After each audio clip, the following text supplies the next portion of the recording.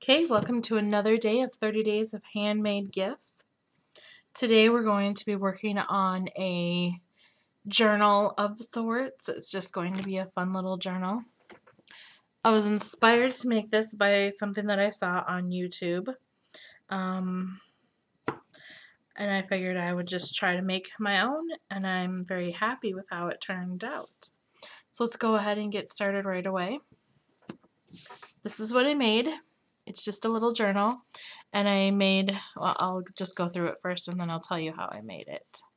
It just opens up like this, and then there's just lots of room to write and journal and draw if you wanted to draw.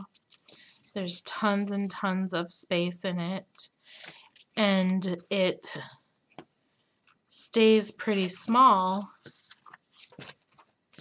so you can carry it around in your purse or in your pocket. Okay, and then it ties right back up, like so. And then here's the first one that I made. Opens up like this. It's a little bit bigger. And I used pattern paper, and I painted on it so you could write on it easier. And then here's another one. I painted on it so you could write on it. And then I used clear paper, cream colored paper. And here's another one where I painted so you could write. This one has all the same size paper in it, but lots of spots where I painted, so you could use, any sort of pattern paper, and all you'd have to do is just put a little bit of white paint over it, and then you can draw on it, or you can write on it, or whatever, and you still have the pretty designs of the paper. I'm going to go ahead and show you quick how I made this. It's very simple. I'm not going to make one. I'm just going to tell you what I did. Okay. First of all, I decided what kind of paper I wanted to use. I picked out bunches of paper. For this one, I picked out some clear paper. I picked out some smaller pieces of scrap paper. I picked some red papers, and first I picked out the scrap paper that I wanted to use, and then I picked my colors based on the colors that were in the pattern paper, so I kind of matched it up a little bit. Okay, so the first step was to pick out the papers, and once I did that, then I scored them all in half. I just went with whatever size I wanted and scored them all in half, and then I glimmer misted each and every one of them. And what that did is not only did it make them all shimmery, but it also helped to wrinkle them a little it kind of warped them, which made them fit my purpose in here really, really well. It just looked really good. So they're kind of warped, and they're kind of bent and wrinkly and whatnot. And then what I did is I went through and I stamped on some of them. So like this one I stamped a rose, and then on this one, just see, I stamped a little tiny rose on the pattern one here. And on this one I stamped just music notes right on the edge there, just to give it a little bit of a, not so they weren't all plain pattern. And then there is some more roses on brown. I stamped all in the same color. There's more. But anyways, so I went through and stamped some of them. I didn't stamp all of them. I just stamped some of them. And I stamped them all a little bit different. Like each time I just did something different in each one.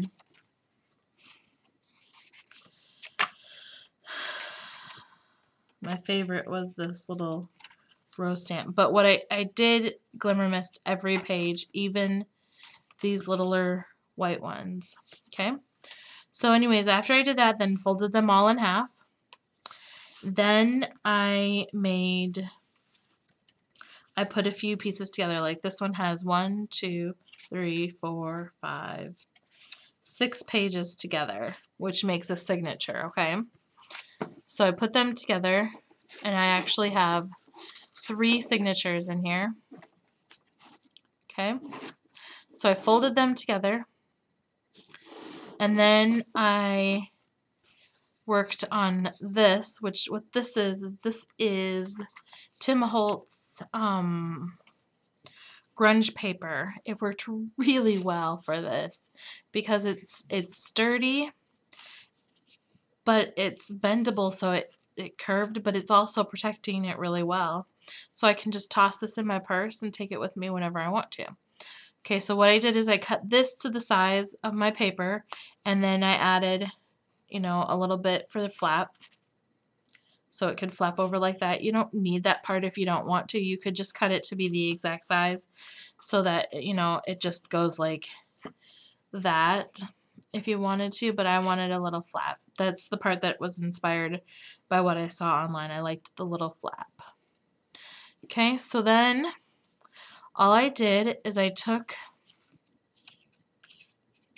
you can learn how to bind books like this all over YouTube. There's lots of different ways to do it. But I just did 2 holes because I thought it was easier, and I didn't need it to be really secure. So I just did 2 holes, one on the top and one on the top and one on the bottom. And then I just strung it through. I strung some floss through one time, and I also put the 2 holes in here, and I put the eyelets in here. And so then essentially how I attached them is after I strung them through there, I strung them through here, and I did that all 3 times.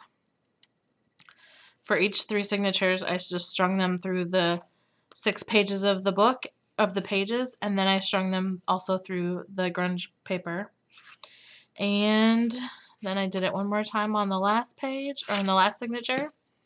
And then I tied them all, what I had over, I had all the strings, 3 strings coming through, and I tied them up. Right there. You could do that with ribbon if you wanted to. You could do it with whatever you wanted, really. And you could sew it more, too, so that it was more sturdy in there, too. I just wanted to just do it like that, though. And what that does is it helps your book also. It lays really flat, so if you want to write in it or draw on it, you can. Okay? So it's very simple. And then I just put the string and hot glued, or the ribbon here, and I hot glued it to the back so that I could tie it around the front to help keep the flap closed. If you don't want to do that, you could do Velcro. You could do magnets. You could do whatever you wanted, really. I did this one the same way. I just strung, whoops. I just sewed the signatures together with a piece of string, and then stuck that through the holes over here. So I held them, and this is the same thing. This is chipboard, or this is grunge board that I painted brown to kind of look. I wanted this one to look kind of leathery, and I also this rose I put on here, and then I clear coat embossed it, or I clear embossed it. So it kind of had a little texture, which helped add, I think it added to the leathery look of this book. And I really love the way that these turned out. And I also, on this one, put the little, I put a little bit of trim just to add some color to it. I wanted a little bit of pink on the front, so I put the little trim, just glued it to the inside there. And then I put the hole here to string the ribbon through. I don't really like that way. I just wasn't happy with how that looked, so I didn't do it again for the next one. But I mean, if you like that, you could do that, or you could just do it like this so that it ties up like that. Okay? If you have any questions, send me an email. My email is annamarie29@gmail.com. And I would love to hear from you. Stop back again tomorrow for another day of 30 days of